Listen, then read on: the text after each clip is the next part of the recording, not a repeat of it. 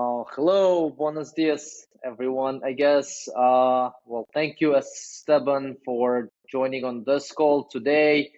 My We pleasure. still have this really interesting news update coming out from the economic news and discussing it with Esteban on different topics.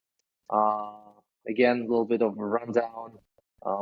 So Esteban, just to remind everyone, what's your domain and how you got into macroeconomics. Well, I've studied finance for a long time already, and I work I've been working in the finance world for a long time already. So, I mean, it's more like passion than knowledge. I really love macroeconomics topics, and then I usually try to study what happens with the world, right? That's something that is always interesting. So, yeah. Yeah, absolutely. Well, just to give you a little of updates, everyone. So we'll keep today's episode a little shorter.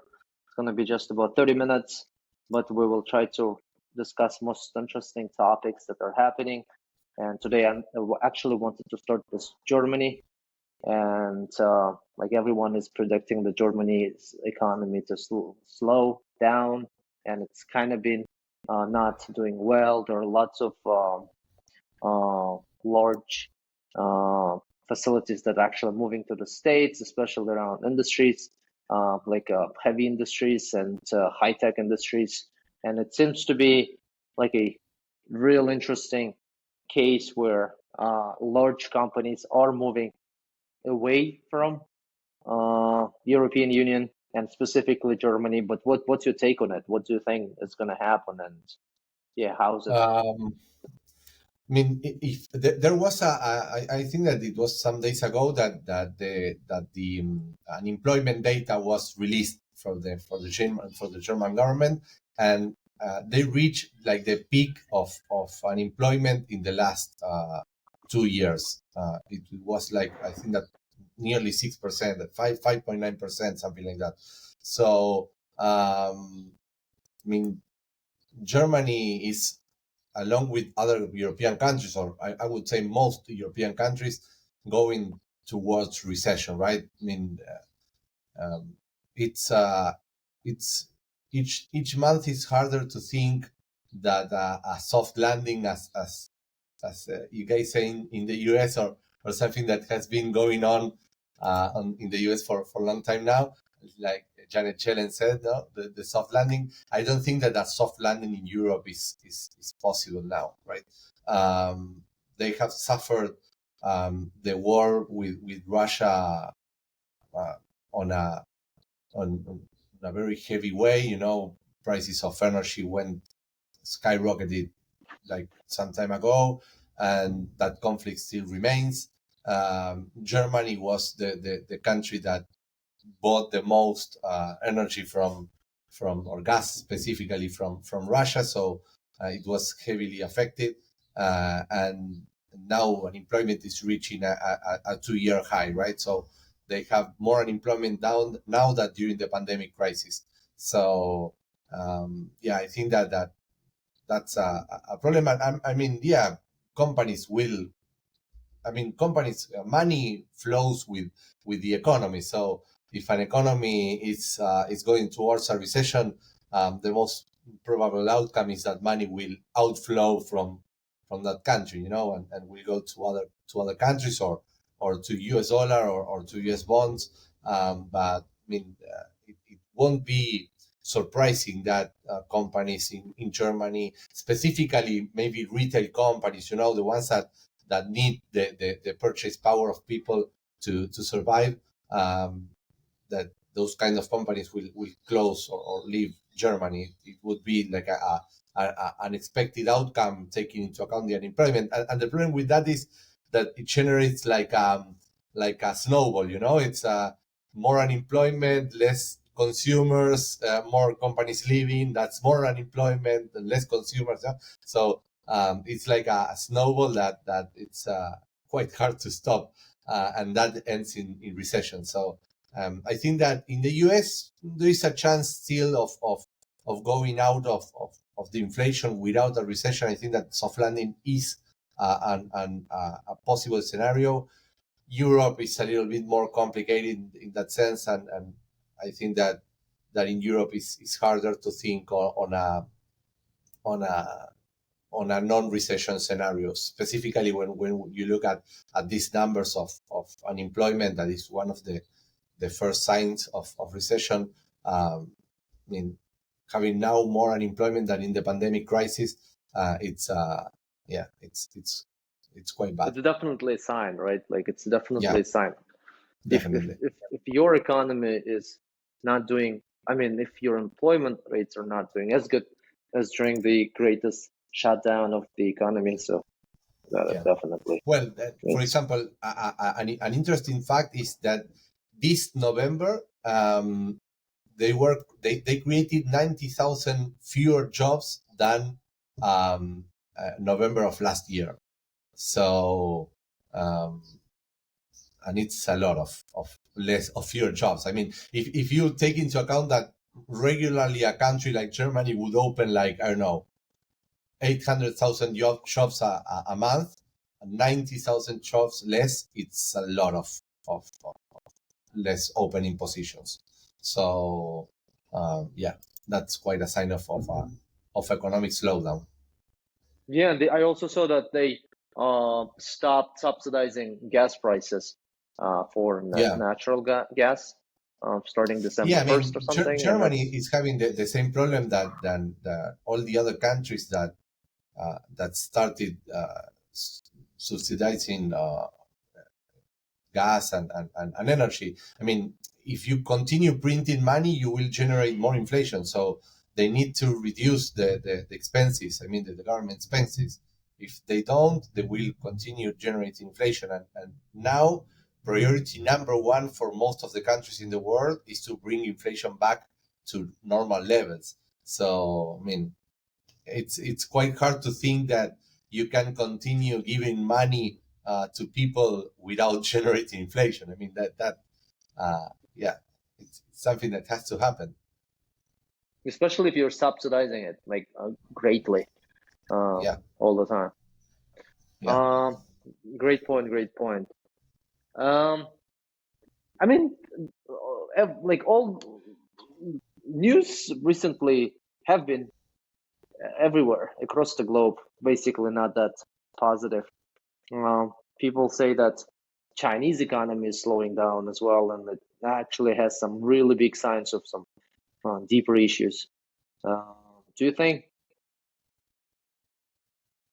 Let me actually phrase it. I mean, everyone knows what's going on with China, but like, do you think their problems actually, just like Germany's problems, are going to have a snowball effect, meaning that their problems are just going to get greater as they face demographic challenges, some trade challenges, and so on? Will their problems just kind of continue to be the problem with the biggest problem with China now is real estate market. You know, real estate market is collapsing. Evergrande just closed the doors. I mean, they just bankrupt, and Evergrande is like the largest Chinese company, so real estate company, right? So, and I mean, if you think about it, okay, if you say the largest company went bankrupt, I mean, it's a matter of time before others go bankrupt too, right? So, and the problem with that is that real estate has been like an important engine of the economy during the last year for China, right? They built thousands of cities, buildings, and now they have all those like complete cities, like with no people living in it, because no one is buying homes and no one is buying all those buildings. So you have thousands and thousands of buildings that are completely empty. And if you think about that, all those large real estate companies invested a lot of money there, and they are not going to get a cent from those buildings. So the most probable outcome is that they are going to close. I mean, they will go bankrupt. And you can survive without selling, right? The sales is the basic of a real estate company. So and it's a problem. And the problem is that if real estate falls, you will probably see the Chinese economy going into recession. I don't think that they can survive or avoid a recession with a real estate market in crisis. I think that it's just not possible. So yeah, I mean, I think that it's and the problem with China falling into recession is that China is the main buyer in the world. I mean, China imports from lots of countries, and it's the main importer in the world. So if Chinese stop consuming goods, China will stop importing goods, and that would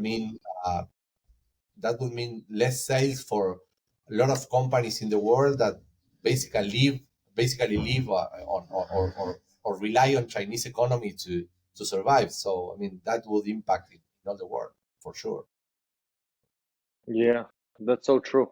But overall, do you think it's was a bad idea initially for Chinese economy to just kind of rely on this real estate markets? You know, they just kind of relied on it, and it was just generating them this fake growth kind of situation. You know, and it's like a political problem also. You know. Yeah, I mean, politics in China have always been a problem, at least since a lot of years ago. But yeah, I mean, the problem is not. I mean, the problem is political, obviously, but the problem is that China generated like this giant bubble around real estate and around Chinese economy, and and think that the bubble might have exploded, right? So and as always, when bubbles explode, you know, everything collapses. You lived in the US when 2008 bubble exploded, and I mean the same thing is happening or might be happening in China now, you know, and also you see it in other companies, you know, tech companies, for example, in China are firing people like monthly, and it's thousands of people being fired every month from technology companies. So I mean, it's like a domino effect where the economy is collapsing industry by industry, right? So I mean, the Chinese would never accept recession. I mean, they will accept it once they cannot deny it, right? So that's the fact. You know, Chinese control the media, they control the information flow that goes in and out into the world. So they will never admit a recession unless they cannot hide it anymore. So there are some economists that actually think that China might now be already in recession, and they are not showing it. I mean, there are some guys that think that they say, okay, I mean, there's no way China is not in a recession with a collapsed real estate market. So there are people that think that. I mean, they are already in a recession and they are hiding it, and it may be true. I don't know. I mean, but it may be true. And also the fact that was especially with that type of real estate that's like they have excessive real estate, that excessive unaffordable real estate that is basically just staying there and dying slowly just deteriorating. And the problem with that is it's actually can be cheaper to just kind of have like just accept it as a sunk cost and basically just forget about it and just keep maintaining it, and without any hope for actually it ever being occupied, you know. So yeah, I mean that's correct, and actually I think that it's already happening. Some weeks ago or some months ago, I don't recall now. There was a video about that showed that there was like 20 buildings being demolished because they were not able to finish them, so they were demolishing them just to sell the land, and yeah, I mean, but that's what I was talking about. I mean, Chinese government will try to keep the show going. They will try to show the world that they are still a strong economy, um, and and and while the rest of the world is going into a recession or into a hard time. I mean, maybe US managed to go through the soft landing, but it's not an amusement park. I mean, you are going through a hard time. So the world is going through a hard time, and Chinese government says that in China everything's okay. So it's a little. I mean, it's like impossible to happen. I mean, all the greatest economies in the world are going through a crisis, and China is going through an expansion.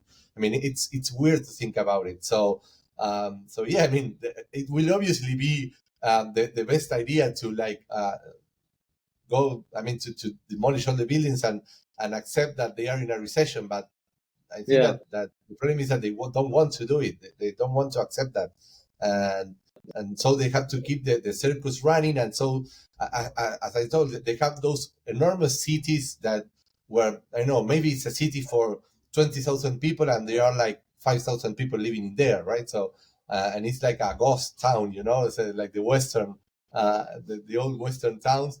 And yeah, it's but they keep it there. They keep the show going. The show must Yeah. go on as a queen's on. Just like Henry Kissinger said, the guy that just passed away yesterday, Yeah, and our condolences to his family. But yeah, the thing with yeah, Chinese economy is that policy is now running the economy. It's not the yeah, opposite. yeah, That's the problem. yeah. That's it.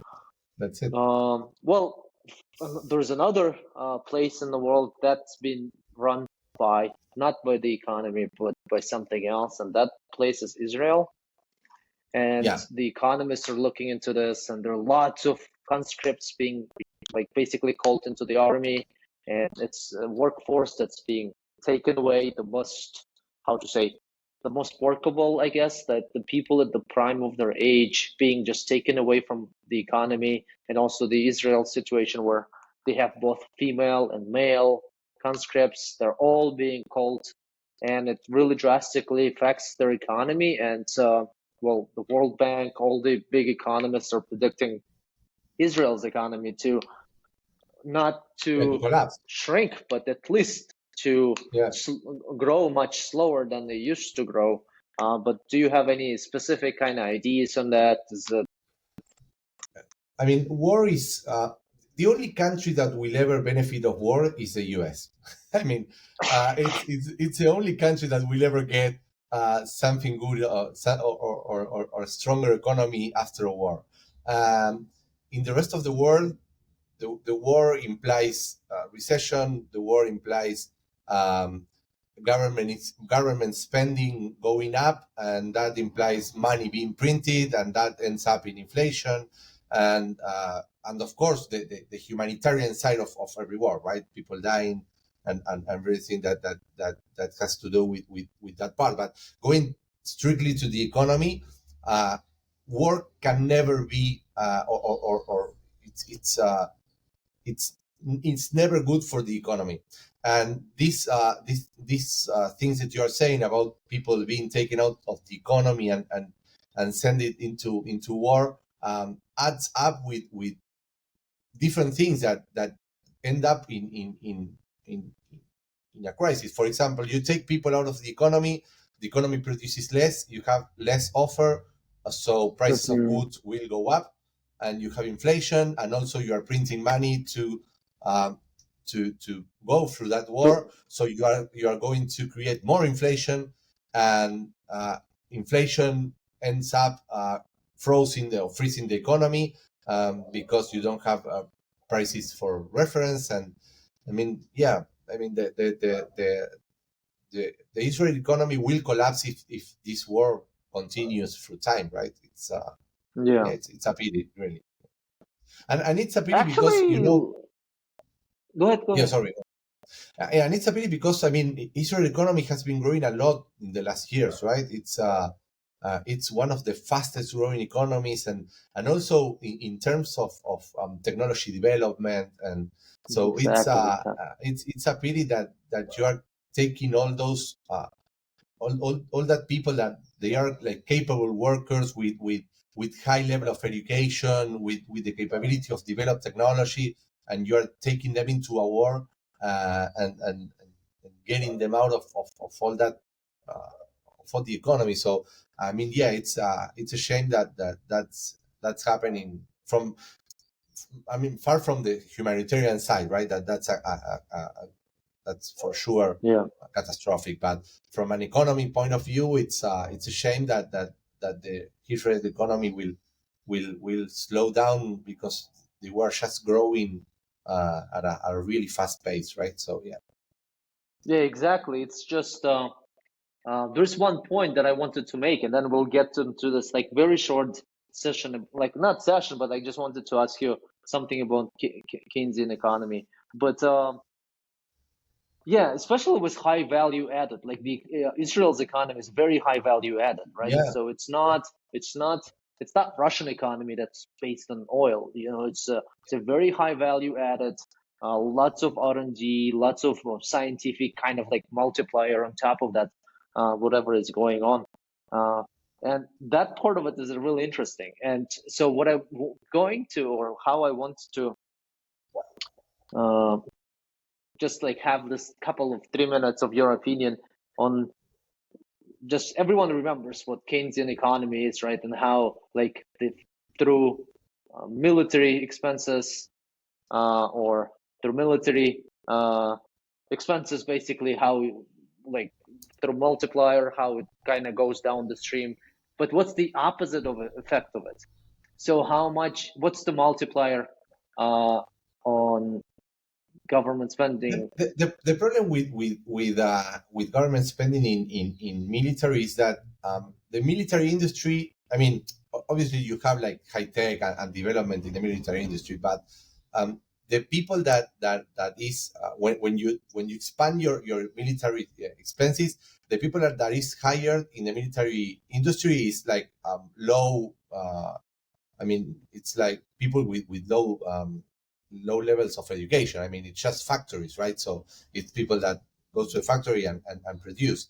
So what you're doing is you're giving jobs to people that produce goods and taking out jobs from industry that create value, right? So so the opposite of that is it's that one. I mean, the Israeli economy relies on people's brain and I mean they Exactly. rely on educated people. I mean it's a growing economy, a fast growing economy that is not growing due to the international price of soy or of wheat or oil. I mean, it's a country that is growing based on the knowledge of people and on the capability of people to produce knowledge, to produce new patents, new inventions.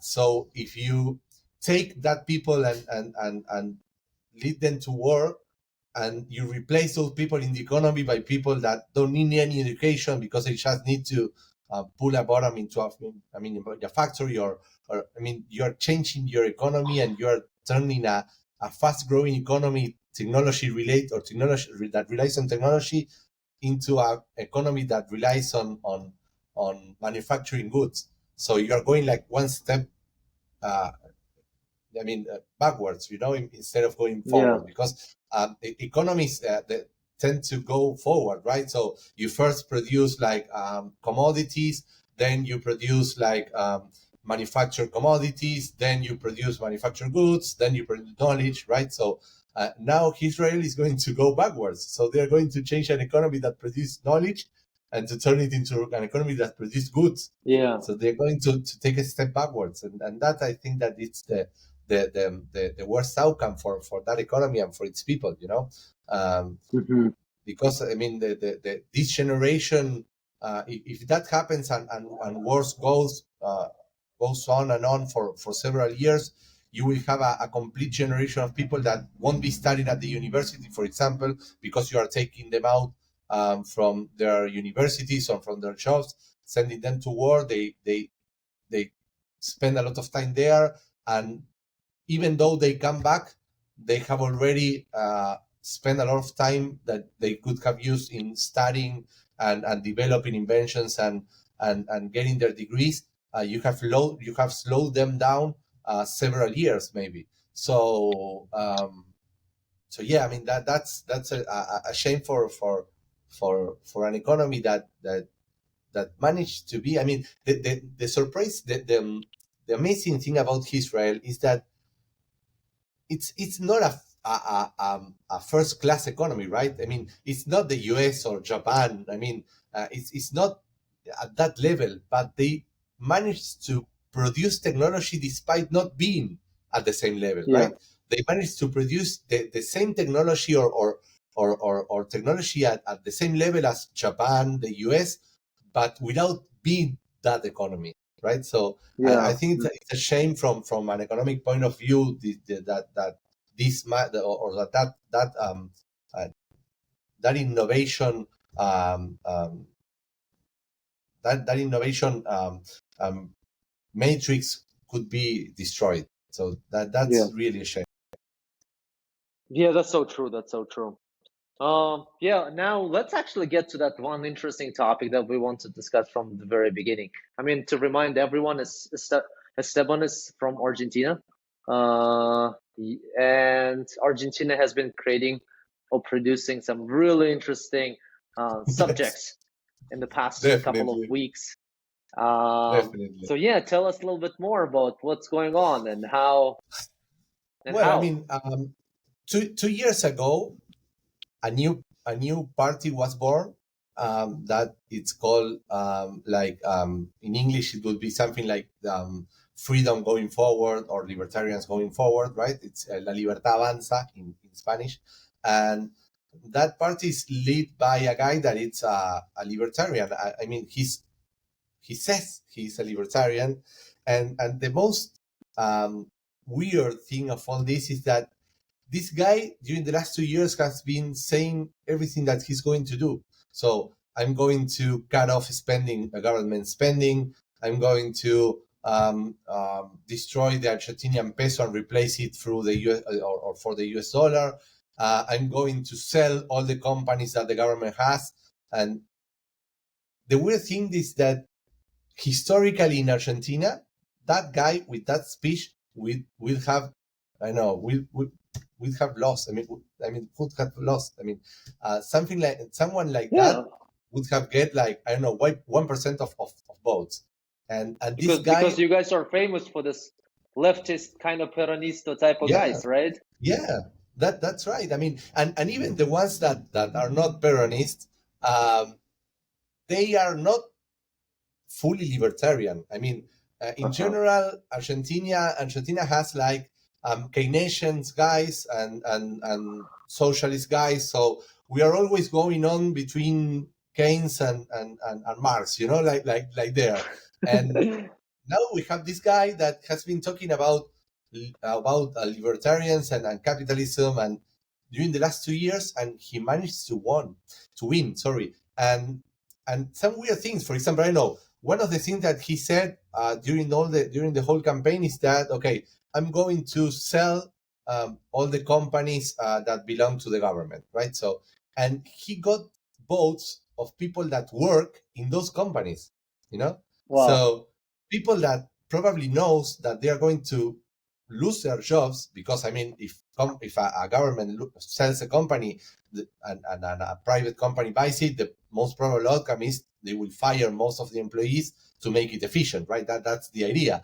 And they got votes from people that will get fired. I mean, that it's the Yeah. most probable outcome is that one, right? So yeah, it's quite an interesting fact. And now the question that everybody is asking is, okay, will be this guy able to do what he was planning to do? Because now, as he's new or the party is new in politics, he barely have a senator. I mean, in Congress, he has a very minority in the Congress, so it's very hard for him to pass laws without negotiating with other parties. Um, he even didn't have enough people in their party to complete all the positions that a government requires. For example, the finance minister, for example, is is someone from other party, and for example, the Brazilian ambassador is also someone from other party. So he's now like grabbing people from other parties to try to fill the stuff that he needs to run the country. So I mean, it's like a huge question mark, right? So what would he be able to do once he he start as a president on the 10th of December? So now it's a huge question mark. But the interesting thing is that, and that I think that is something that I would like to stay positive with it, and this that people decided that it was time for a change, and that I think it's positive, right? I mean, I don't know if this change will end up in something good or something bad. I don't know if this guy will be able to run the country and to do the things that he needs to do to turn Argentina into a normal country. I'm not asking for a first world country. I'm just asking for a normal country or into normal economy.